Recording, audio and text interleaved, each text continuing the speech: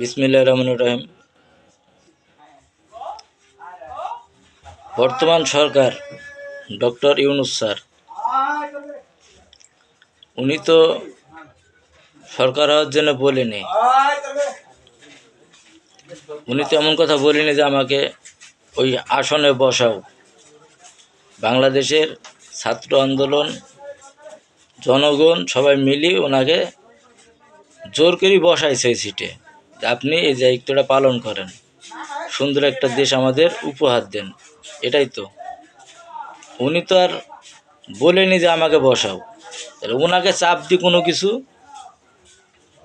আদায় করা যাবে না। ওনাকে ভালোবাসি, যেটা আদায় করে নেওয়া যায় সেটাই মনে হয় ভালো। এখন উনি যে সরকার, ওনার যে টিম মেম্বার যেগুলো আছে,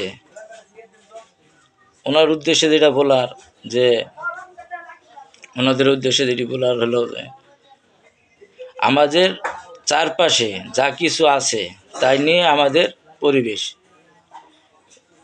ডক্টর ইউনূস স্যার যেখানে বসেন বা যেখানে আছেন, ওনার চারপাশ কি পরিষ্কার আছে?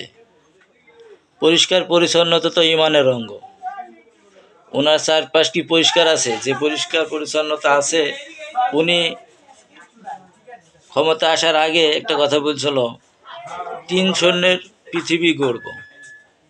ওনার যে একটা লক্ষ্য, ওনার যে একটা উদ্দেশ্য ভালো কিছু করার, সেটা কি সে সাকসেস মতন আগাতে পারছে? সেটা কি সে তার মন মতো করতে পারছে? নাকি তার আশপাশে যেসব জঙ্গল টঙ্গল আছে এগুলোর মধ্যে সব হারিয়ে যাইতেছে?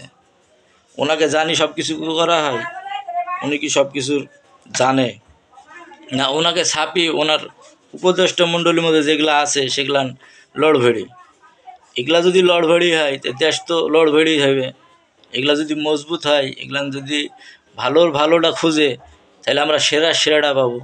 যদি না খুঁজে পকেট ভরবে কীভাবে সেই চিন্তা, আমেরিকায় বাড়ি করবো কেমনে সেই চিন্তায় যদি যায়, তাহলে আমরা তো কিছুই পাবো না।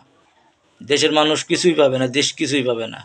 যদি আবার মনে করে যে আমি 2 মাস 3 মাস আসি বা 1 বছর পরে ভোট হয়ে যাবে, আমি আমার পকেটটা ভরে নিলে আমি আমেরিকা বাড়ি করবো, ঘুষ মুষ খাই, যাকে তাকে আইনের ফাঁক দিয়ে বার করে দিতেছে, ক্ষমতার জোরে আবার সাপোর্ট দিতেছে, এই ভক্কচক্কর রয়ের সাথে হাত মিলি থাকতেছে, এই ওদিক ওদিক খোঁচা মারি বেড়াইতেছে, যেটা সম্ভব না সেটা করে দিতেছে, মানে নিজের নিয়ে ব্যস্ত।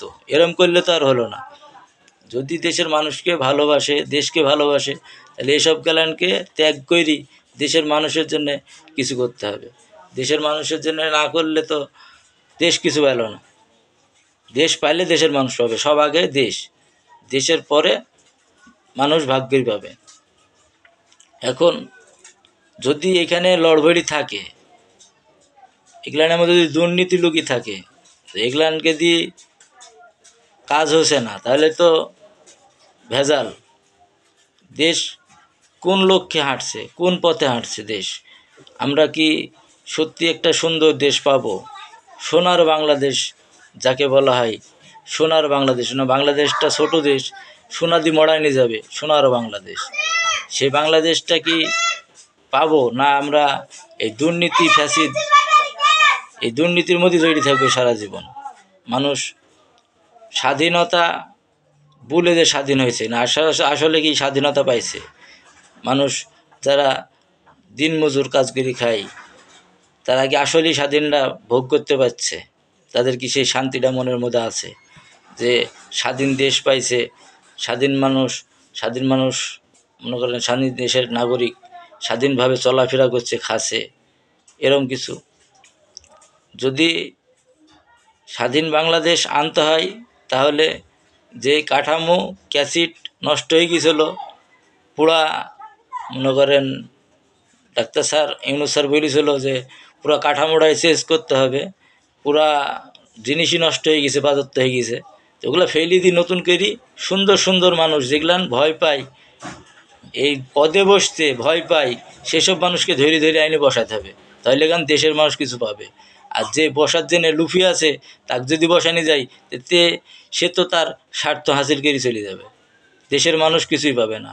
এই ঘুষ রাজনীতি থাইকি গেল, ঘুষ দুর্নীতি থাইকি গেল, মনে করেন সিন্ডিকেট থাইকি গেল, নিজের পেট ভরছে আনন্দ গোবিন্দ, এরম করলে তো হবে না।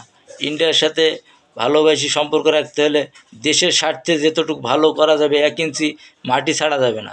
দেশের স্বার্থে যতটুকু পাবো, যতটুকু হবে ন্যায়সঙ্গত, সেটা দুই দেশকেই দেখি হিসাব করে নিতে হবে। এখন যদি ভয় করি, তাকে ভালোবাসি, গুল্লাই যাক, এরম মন মানসিকতা যদি ভিতরে রাখি যদি দেশ চালাই, তাহলে তো সমস্যা। আল্লাহ তাআলা আমাদের সবাইকে সঠিক বোঝ দান করুক, আমরা যেন সবাই সৎ পথে থাকি, সঠিক কাজটাই করতে পারি। আমিন।